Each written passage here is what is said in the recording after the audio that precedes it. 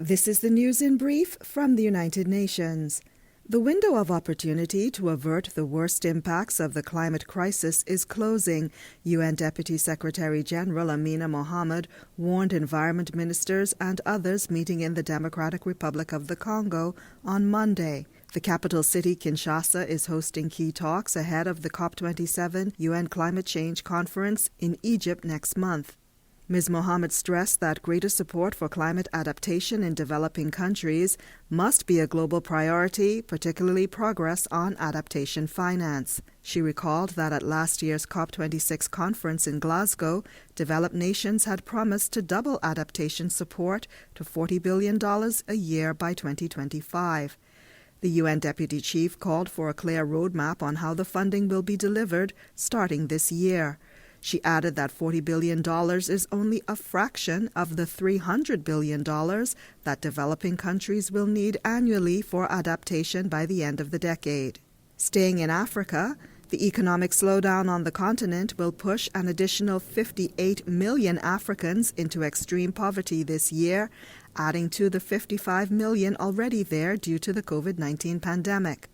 The stark assessment is among the findings in the latest report by UN trade and development body UNCTAD, published on Monday. Following a 5.1% rebound in 2021, Africa's economic activity is expected to expand by a moderate 2.7% this year and 2.4% in 2023, according to the report. Meanwhile, almost 60% of Africa's low-income countries are already in debt distress or at high risk of it, as both private and public debt reach record levels. This comes as 60% of African countries overall require food assistance as hunger spreads. Some African economies have benefited from the return of tourism, while fuel exporters have enjoyed rising energy prices, boosting revenue, the report said. However, the economic situation remains difficult in most places.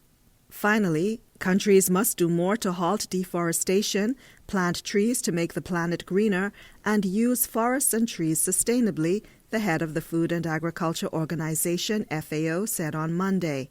FAO Chief Dong-Yu Kyu was speaking in Rome at the opening of the latest session of the UN agency's Committee on Forestry. Mr. Kyu told participants that deforestation and land degradation, together with biodiversity loss, are devastating the world's ecosystems.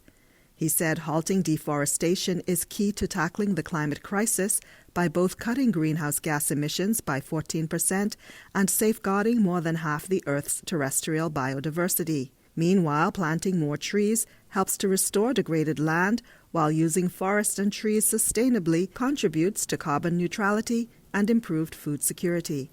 Deanne Penn, UN News. This is the news in brief from the United Nations. Catastrophic flooding in Pakistan has damaged approximately 10% of the country's health facilities, leaving millions without access to medical care, the head of the UN Health Agency, WHO, said on Tuesday. Tedros Adhanom Ghebreyesus was speaking at the launch of an expanded appeal by UN humanitarians to provide life-saving support for around 20.6 million people in need.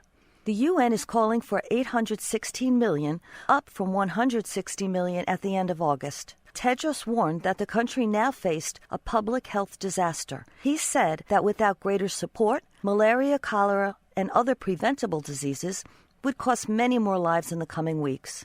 He calls for an urgent and robust response in Pakistan to control the spread of outbreaks, support routine immunization, address severe acute malnutrition, and provide life-saving essential health services.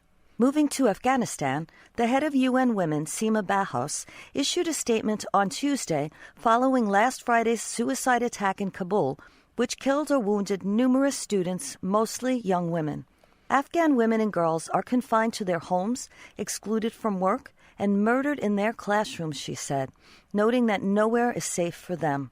Education is a fundamental human right and a driving force for development, the top official continued, as agreed to at the Global Transforming Education Summit last month. Ms. Bahous added her voice to the UN chiefs in calling for the de facto authorities to protect the rights of all Afghans to access education safely and securely, regardless of ethnicity or gender. And finally, kudos goes to former German Chancellor Angela Merkel, who will receive the prestigious UNHCR Nansen Refugee Award for protecting people on the move at the height of the Syrian crisis. Named after the Norwegian explorer, scientist, diplomat, and humanitarian Fridtjof Nansen, the accolade is awarded for going above and beyond to protect refugees, internally displaced, or stateless people. Under Ms. Merkel's leadership, Germany welcomed more than 1.2 million refugees and asylum seekers in 2015 and 2016 when the conflict in Syria was at its worst. At the time, she said the situation put European values to the test and described it as a humanitarian imperative. UN High Commissioner for Refugees Filippo Grandi praised the former Chancellor's determination to protect asylum seekers and stand up for human rights, humanitarian principles, and international law. Liz Scafidi, UN News.